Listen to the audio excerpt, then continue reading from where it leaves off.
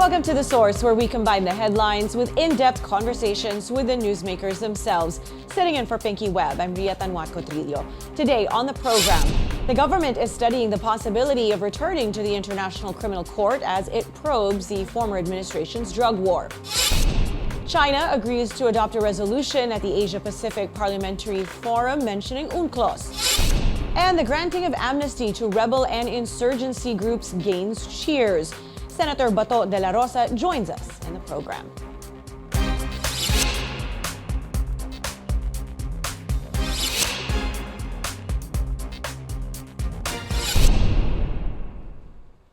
The government is studying whether it should return to the fold of the International Criminal Court 4 years after the withdrawal took effect. But President Bongbong Marcos insists this does not mean the ICC is welcome to investigate the drug war killings during the time of former President Rodrigo Duterte. This comes after several majority and minority House lawmakers filed resolutions for the Marcos administration to cooperate with the probe. May pulis naman tayo, may NBI naman tayo, may DOJ tayo. Kaya nila yung trabahong yan. And that's really where the conflict is. Let's go straight to the source of the story. Former Philippine National Police Chief and now Senator Bato de la Rosa. Senator, maayong buntag. Maayong buntag, Ria, and to our viewers, good morning, everyone. Sir, thank you so much for being here. Let's get started. First, I want to get to the statement of President Bongbong Marcos that the government is studying the possibility of returning to the International Criminal Court. Sir, we'd like to get your reaction on this. Well, study. So there are possibilities after the study, whether to rejoin or not. So hintayin na lang natin what will be the result of the study if indeed a study is going to be made. Para sa iyo, Senator, what are the primary considerations bago mag-decide ang Pilipinas na bumalik sa ICC? What do we need to really consider here? Well, again, we have to go back to the reason why did we withdraw from the Rome Statute. At the time, President Duterte felt that the issue, our national, there was a national interest. Our national interest was jeopardized with the investigation of the ICC because nga yung ating sovereignty was being being intruded by the ICC.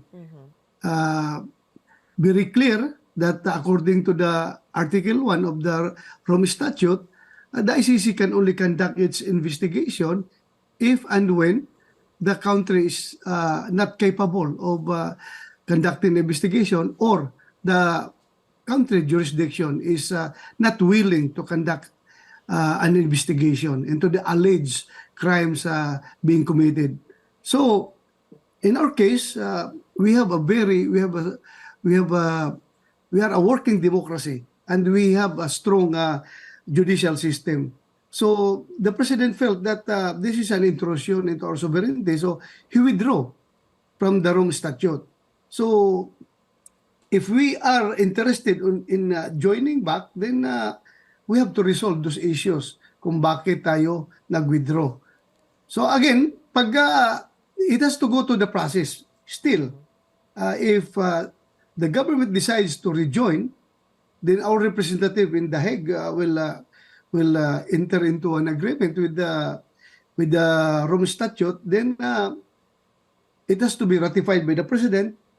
Then after the ratification by the president, it has to be concurred by the Senate by a two-thirds vote of all its members. So yun po ang magiging proseso na gagawin kung tayo ay magre-rejoin. All right, well, there seem to be some steps headed toward that direction. Specifically, I'm talking about the 3 resolutions in the House of Representatives calling on the government to at least cooperate. with the ICC. One is by the Makabayan Bloc, another one by Congressman Edsel Lagman, and then another one by Congressman Benny Abante and Congressman Ramon Gutierrez. Your thoughts on these resolutions, Senator? Well, again, I don't want to, we observe interparliamentary courtesy. Hindi ko pwedeng pakialaman yung trabaho nila, but I just would like to air the observations of some of the Filipino people. Nagsasabi that the timing is very questionable. Bakit ngayon lang yan nagsipaglabasan itong mga resolution kung kailan nagkakaroon ng gusot between the Speaker of the House and the Vice President Duterte and the former President Duterte. So para bang the people are thinking that are they going to weaponize ICC in order to silence the Dutertes? So yeah, yun yung nagiging tanong ba? Yun ang nagiging tanong. But then again, I respect what they're doing. But respecting doesn't mean agreeing. I don't necessarily agree with what they're doing. But let's wait and see if these resolutions will be accepted by the majority of the members of the House of Representatives, and it will become the sense of the lower house of Congress. So, but then if this will be approved by the lower house, again, another issue is whether or not the president will heed to their resolution, no? Because the resolution is urging the national government to allow ICC or to cooperate in the investigation. So we have separation of powers. These government agencies are not taking orders from Congress. They are taking orders from the president, being the chief executive. So hintayin na lang natin what will be the reaction of the president as kung makakalusot, if ever these resolutions eventually become the sense of the House of Representatives. But then again, it was made clear by the president yung kanyang stand not to allow ICC to interfere with our affairs.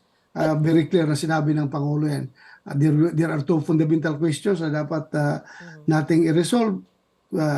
Issues on sovereignty and jurisdiction. And I'm sure this cannot be resolved. If finally ma-resolve it, then maybe it will be resolved in favor of not rejoining the ICC. For you personally, Senator, were you surprised by these happenings, these events, and these resolutions being put forward in Congress? Yes, yung according to some people, bakit why does it take 1.5 years for them to realize? Except the Makabayan Bloc, dahil alam naman natin, kahit sino magiging presidente, kahit sino magiging pangulo, ay ayaw talaga nila. Ayaw talaga nila. But itong iba naman na nag-file na hindi membro ng Makabayan Bloc, why did it take 1.5 years of this of that 19th Congress for them to realize na dapat palang papasokin yung ICC? And ngayon pa na merong gusot between the two leaders of the land, no? So, yun nga na nagugulat lang tayo. Right. So, but anyway, binanggit nyo kanina, Senator, binanggit nyo po kanina, Senator, na the ICC is being weaponized against the Duterte family. What exactly did you mean by that? Can you expound on it, please? Well, according to some people, baka pwedeng para bang, sige, mag-ingay ka na mag-ingay dyan at papasokin namin yung ICC. Parang ganun. So maybe they thought that tahimik si Pangulong former President Duterte kapag tinatakot nila about ICC. Baka yun ang komento ng naririnig ko from the people discussing about this issue. Right. Now, recently, sir, we interviewed Congressman Abante here in the program. And on his part, he said that allowing the ICC to come here to the Philippines will show that the justice system is indeed working. Wala rin daw po itong personalan. Your thoughts on that, do you agree? Well, if allowing them to enter, ibig sabihin nga, our justice system is not working and our authorities are not willing to investigate. Dahil yan ang premise. That is the premise before we allow them to enter. Yun ang ibig sabihin nun. So, parang if pinapasok mo sila dito, parang sinasampal mo yung ating Supreme Court na wala kayong ginagawa, hindi kayo wala kayong failure yung inyong justice system. Parang ganon, inaamin na rin natin na wala tayong strong judicial system here in the Philippines and we are not a working democracy. Parang ganon, inaamin natin na ganon kapag pinapapasok natin sila. But some other parties might say, Senator, that, okay, since we have a working justice system, we have nothing to hide. Okay, let them come in and investigate. Wala nga tayong tinatago eh. Our justice system is working. So bakit sila makialam dito? Yun ang tanong dyan. Bakit sila makialam? And plus the fact that we are no longer a member of the ICC since we withdrew from the Rome Statute 2019. Bakit pa tayo magpupumilit na bumalik? Why do we insist to allow them? Then there's the question of jurisdiction again. All right, so now in a previous interview, you said that you are ready for any eventualities should the Philippines allow the ICC probe on the war on drugs. What kind of preparations would you be doing in that case? Just prepare to face if ever our government allows the ICC to enter. Then I cannot be in hiding. Harapin ko talaga yan. I have to face it. Preparations, well, prepare yourself psychologically, physically, mentally. That would be my preparation. Because I know that kayang-kaya kong lusutan yung kaso na yan. All right. Sir, have you been able to speak with former President Duterte about all of this? Wala pa. I haven't gone back home yet. Hindi pa kami nakapag-usap. All right. Now, for Senator Risa Ontiveros, she says that she's seriously considering a similar resolution to call for the Marcos administration to cooperate with the ICC. How do you think something like that would be received in the Senate? Would it be tackled in committee? Well, we will see. We will see if that resolution will be adopted by the plenary. We will see if it will prosper. All right. Well, anybody can file a resolution, but the question is, will it be adopted by the majority and becomes the sense of the Senate? We will see. Because we have 24 independent republics in the Senate, and we have our own personal stand as to this matter. All right. On that note, sir, we do need to take a short break. This is A Source on CNN Philippines. Please stay tuned.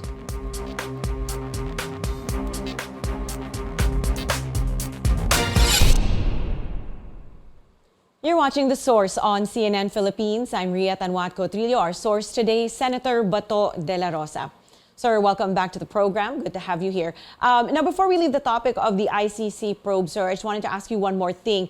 Former Senator Laila de Lima says that she's interested in helping the probe as a resource person to provide documents and information that she obtained during her investigation on the Davao death squad before she was detained. What are your thoughts and reactions to this, sir?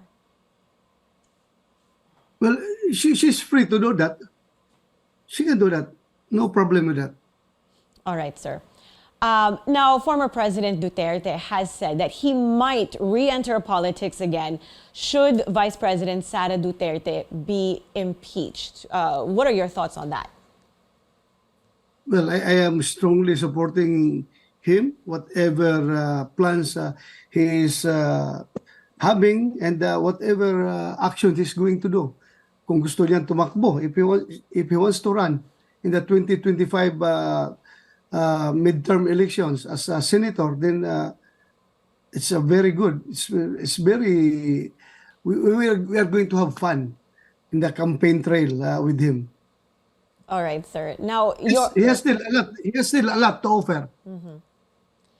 your reaction naman po on this these alleged impeachment talks against the Vice President, against Sara Duterte. This was first floated by Congresswoman Franz Castro, but the House leaders denied this. What do you make out of these impeachment rumors? Well, I think we don't have to talk about that anymore because since the leadership of the House already denied, and siguro it will not it did not gain traction in the House of Representatives. So it's already foregone Conclusion. activity by the House. All right, sir. Now I want to talk a little bit about China. The Philippines and the U.S., as you know, recently concluded joint patrols in the West Philippine Sea, and the Philippines and Australia also conducted joint maritime cooperative activities in Philippine waters. Senator, do you support these exercises? Yes, I'm fully supporting that exercise Now, because tayo ang makikinabang dyan. We will benefit from that.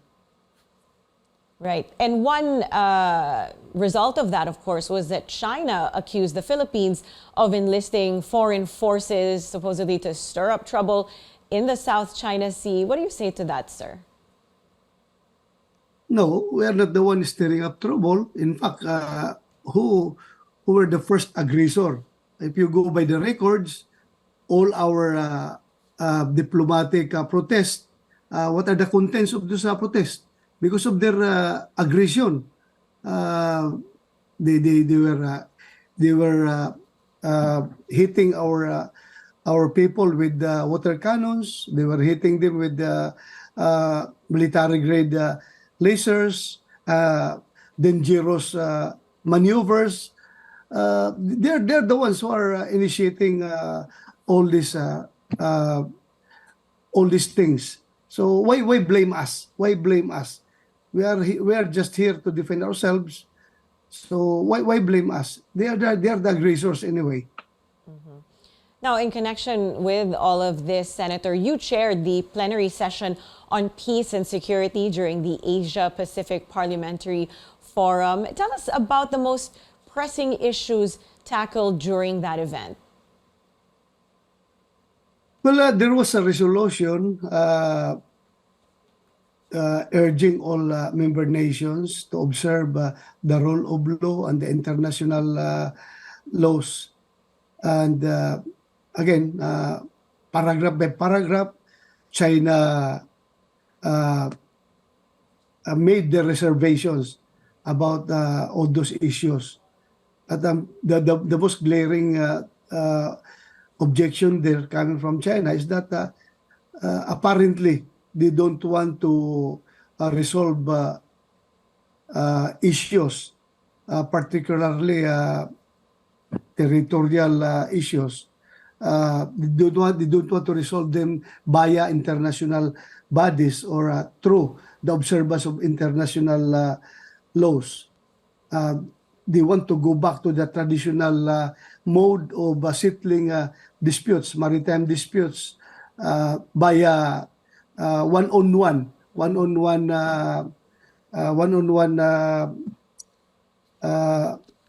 settlement. They like the UNCLOS, they don't want to observe UNCLOS. Gusto nila mag-usap ang Pilipinas at China one-on-one, bilateral meetings. So that resulted that yung resolution na yon ay hindi nakapasa at my working group level. But later on, pagdating doon sa drafting committee, there were words that were removed. Some phrases were repressed. So ultimately, nag-agree rin ang China na maipasa yung resolution na yun.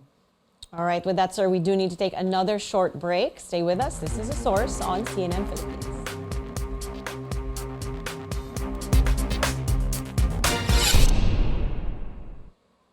You're watching The Source on CNN Philippines. I'm Ria Tanjuatco-Trillo. Let's go back to our source today, Senator Bato de la Rosa. All right, we are fixing our connection with the senator. We did speak to him earlier today about the Philippines possibly cooperating with the ICC probe on the Duterte drug war. So I do think we have the senator back online. All right, okay, there he is. All right, Senator, thank you for being here. Now, I want to talk about passports. You were among the first authorities to raise concerns about foreigners posing as Filipinos at saka talagang may passport pa talaga sila. Tell us about how this scheme operates exactly. Say again, Ria. Please, sorry. Tungkol po ito sa mga passports, you raise concerns about foreigners posing as Filipinos na may passport pa nga sila. Could you tell us how this scheme operates? How are they able to do that? Well, we are pretty sure this thing won't happen without the connivance of people from government, because these are authentic passports. That is why I raised this issue during the plenary deliberation of the budget of the Department of Foreign Affairs, because there are reports coming from immigration that they were able to intercept about a dozen of authentic passports being held by people who are really not Filipinos. So we deem it proper for these particular agencies to conduct the proper investigation, so that this will not this is a bad precedence. Later on, there is a possibility one day we wake up, these people holding Filipino passports are already operatives of the People's Liberation Army of China.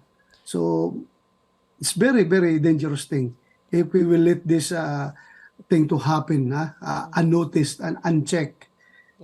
They can come in freely with Filipino passports. Sir, you mentioned connivance. So anong mga departments ang nakikita niyong kasabwat dito? Well, isa yan, DFA, because they're the only source of the passports. And pangalawa, the company that is in charge of printing these passports. In fact, I asked them during the budget deliberation, and that company, I forgot the name of that company that printed the Philippine passports. They really denied that there's no possible leakage from their end, because this very much secured daw yung kanilang facility, yung kanilang printing facility. At sinabi ko nga, baka one of their people in charge in printing, baka na-bribe, gawan mo ko ng passport in consideration of money, and they really made an assurance. But then again, everything will be settled after the investigation being conducted by NBI. Ongoing pa yung kanilang investigation. And I hope an speedy investigation so that this malpractice should be eliminated right away. Well, this is a very dangerous thing, because this does not only involve corruption, this involves national security. Naging national security issue ito. Imagine Chinese-looking Filipinos who don't even talk Tagalog, even English, at walang kaalam-alam about Filipino ways, values, traditions, cultures, or whatsoever. and they are holding Filipino passport. Right. So, mahirap, very dangerous.